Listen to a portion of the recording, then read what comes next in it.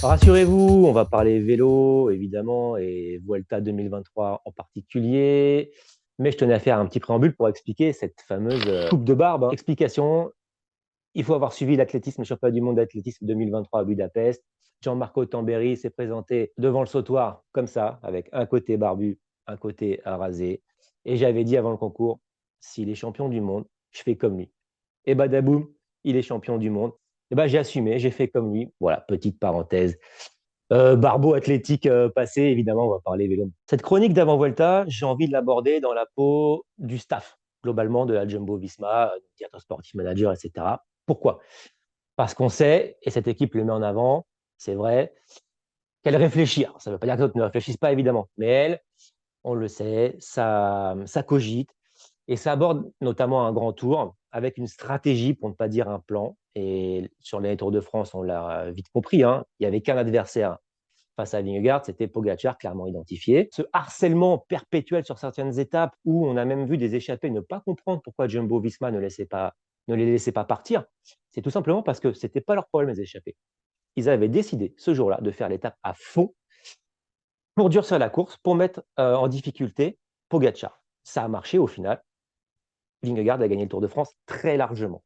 Pas forcément exactement comme il l'avait envisagé, mais ça a marché.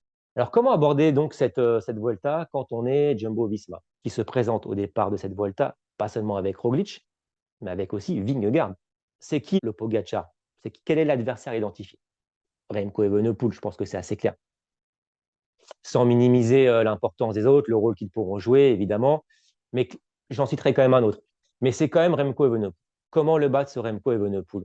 Alors, à mon avis, si j'étais à leur place, je ne le suis pas, mais si je l'étais, c'est d'abord placer ça dans un match Evenepoel-Roglic. Ils se connaissent, Tour de Catalogne, Giro. Malheureusement, ça se fait un petit peu tôt pour Remco Evenepoel, mais les deux coureurs se connaissent. Ça peut matcher entre les deux, des arrivées de puncher, des coups de seconde de bonif, pas des attaques de loin dans un premier temps, hein. Il y a ce chrono aussi qui arrivera au bout de 10 jours. Avantage quand même à ce duo.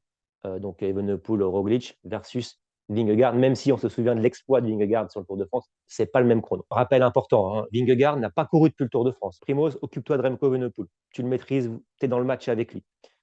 Jonas, tu te mets un petit peu en retrait. Tu perds pas de temps, bien sûr, hein. Il faut rester là. Faut pas, si tu es à 2 minutes de retard au bout de 10 jours, c'est compliqué. Mais restez là, sans trop en faire. Et après, changement de stratégie après le chrono, donc dans la deuxième semaine avec les Pyrénées. Parce qu'on sait quand même que Vingegaard, en théorie, son domaine, c'est quand même la haute montagne, même s'il l'a prouvé qu'il était capable d'être assez puncher, il a remporté le Tour du Pays Basque, etc. Mais quand même, il y a l'étape, ces étapes 13 et 14. Le Tourmalet sur l'étape 13 et le lendemain, l'étape 14, qui sont deux belles étapes de vraie haute montagne. Souvent sur la Vuelta, en étape, comme on dit, de repetcho, hein, pas très difficile, une arrivée un peu raide, etc. Et là, Jonas, tu rentres dans le jeu. Là, tu peux te lancer dans des attaques d'un peu plus loin. Primoz, t'inquiète pas, il va s'occuper de Remco Evenepoel.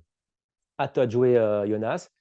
Et en sachant aussi que la dernière semaine est très difficile. Et là, pour le coup, je pense qu'un col comme l'Angliru, c'est parfait pour Jonas Vingegaard. Ça lui correspond mieux que Primoz Roglic, qui, même quand il a remporté la Vuelta dans l'Angliru, il n'a pas été top top.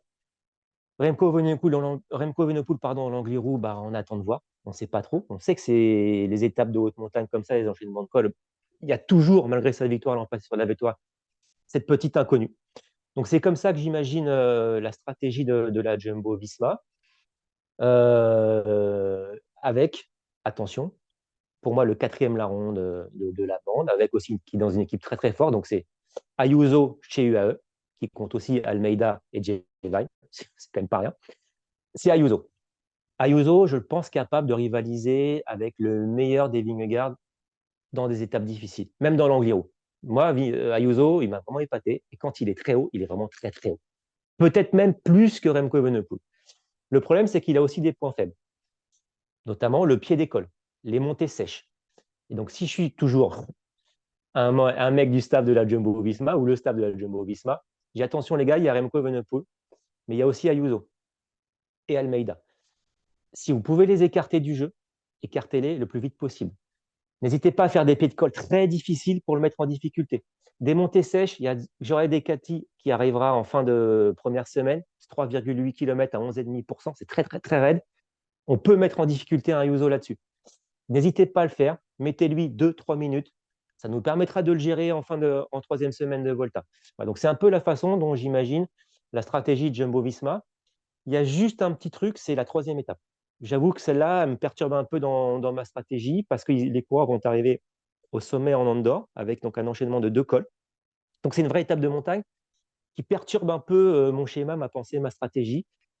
Donc on y verra peut-être plus clair dès le troisième jour, même si j'en doute. On sait que les coureurs qui abordent une course de 3 semaines, bah, la troisième étape, ils vont la gérer. Alors attention à ne pas caricaturer les qualités des uns et des autres. On n'a pas d'un côté Vingegaard, le grimpeur de fond, et Roglic, le sprinter des cimes. C'est pas ça. Roglic, c'est un coureur qui sait s'adapter. On lui propose ça, il fait ça, un tout petit peu plus.